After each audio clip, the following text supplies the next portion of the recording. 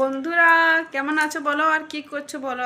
একটা গান, সরি উল্টা পাল্টা আমিও বলছি।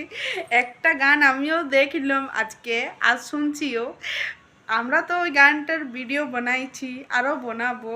বাকি যাদের মানে আমাদের ঠাকুমা, আমার মায়ের থেকেও বড় বড়, তারাও বলছে হামকো চাহি স্প্লেন্ডার वाला খালি পিলি লোটি দিবন্ডার वाला মুঝে লেকা না চাই ডিপেন্ডার वाला।